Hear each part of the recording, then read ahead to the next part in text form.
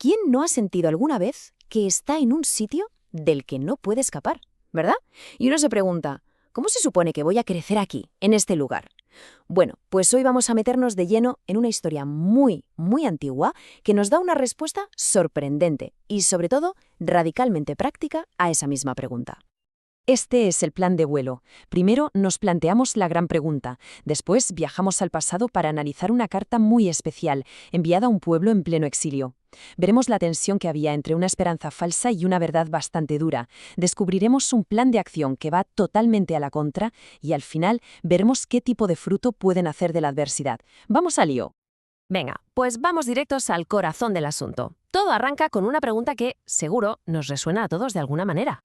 La cuestión es esa, así de simple y así de compleja. ¿Cómo se puede dar fruto desde un lugar complicado? O sea, ¿cómo ser productivo? ¿Cómo ser creativo? O simplemente, ¿cómo estar bien cuando el entorno, ya sea el trabajo, la familia o incluso la propia mente, se siente como un desierto? Y lo más curioso es que la respuesta no la vamos a encontrar en un libro de autoayuda de hoy en día, no. La encontramos en una carta antiquísima escrita para gente que literalmente lo había perdido casi todo. Para entender bien el mensaje, primero tenemos que entender por lo que estaban pasando. Entonces, ¿quiénes eran los que recibieron esta carta? ¿Y por qué su situación era tan extrema? A ver, vamos a intentar ponernos en su piel por un momento. La historia nos lleva al pueblo de Israel. Tras un periodo de crisis interna muy fuerte, son conquistados y deportados como prisioneros a la imponente Babilonia. Y ojo, esto no era un viaje cultural, era un destierro forzoso, una auténtica humillación, en una tierra extraña y desde luego hostil. Y aquí es donde Babilonia deja de ser solo un lugar en un mapa para convertirse en una metáfora superpotente. Babilonia es ese trabajo del que no puedes salir, esa situación familiar que te agota, esa batalla personal de la que no ves el final. Podríamos decir que todos en algún momento tenemos nuestra propia Babilonia. Y es justo ahí, en mitad de toda esa desesperación, cuando llega esta carta. La envía el profeta Jeremías, y no trae solo unas palabras de ánimo. Según la fuente, traía un mensaje directo de Dios para ellos, justo en el peor momento de su crisis. Pero claro, la cosa era aún más confusa, porque no estaban recibiendo un único mensaje. Les llegaban dos versiones de la realidad completamente opuestas, y tenían que decidir a quién creer. Esto es clave. Por un lado, estaban los falsos profetas. Su mensaje era el fácil, el que todos querían oír. Tranquilidad, esto es temporal, en nada estamos de vuelta en casa. Básicamente, les decían que no movieran un dedo, que solo esperaran. Pero el mensaje de Jeremías, era un jarro de agua fría. Olvidaos de eso, vais a estar aquí mucho, mucho tiempo, así que empezad a hacer vuestra vida aquí. Y cuando Jeremías decía mucho tiempo, no iba de farol.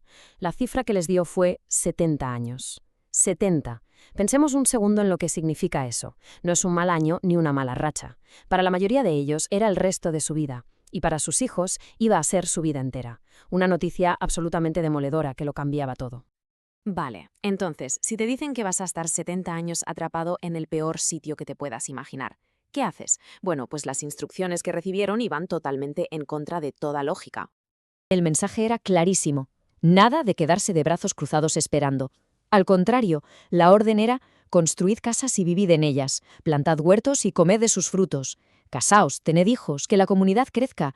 Y después, la instrucción más increíble de todas: buscad el bienestar de Babilonia, de la ciudad que os tiene secuestrados, porque si a ellos les va bien, a vosotros también. En resumen, invertid a fondo en el mismo lugar de vuestro exilio.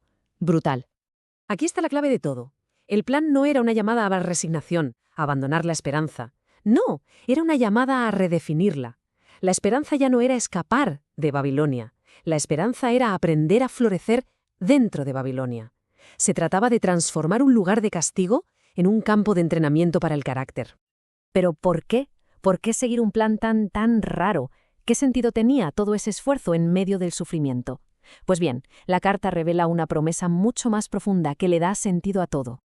Este es, seguramente, el versículo más famoso de toda la carta, pero su verdadera fuerza está en el contexto. Esta promesa de un futuro y una esperanza no se les da en un momento de éxito y de alegría, se les da cuando están en el pozo, justo después de la noticia de los 70 años de exilio. Es una promesa que nace en la adversidad, no a pesar de ella. Y es que, al final, los frutos más importantes no fueron los tomates de sus huertos, sino lo que creció dentro de ellos. Aprendieron a obedecer cuando no entendían nada del plan, a depender de algo más grande que su propia fuerza, a confiar en mitad de la incertidumbre. Y sobre todo, forjaron un carácter y una fortaleza que jamás habrían conseguido en la comodidad de su casa. Esas son las lecciones que parece ser, solo se aprenden en Babilonia. Al final, la lección que nos deja esta historia es esta. Los buenos tiempos están para disfrutarlos, por supuesto, pero es en la tierra de nuestras Babilonias personales donde se cultiva el verdadero carácter. La dificultad no es solo un obstáculo que hay que superar, sino que muchas veces es el ingrediente secreto para el crecimiento más profundo y duradero.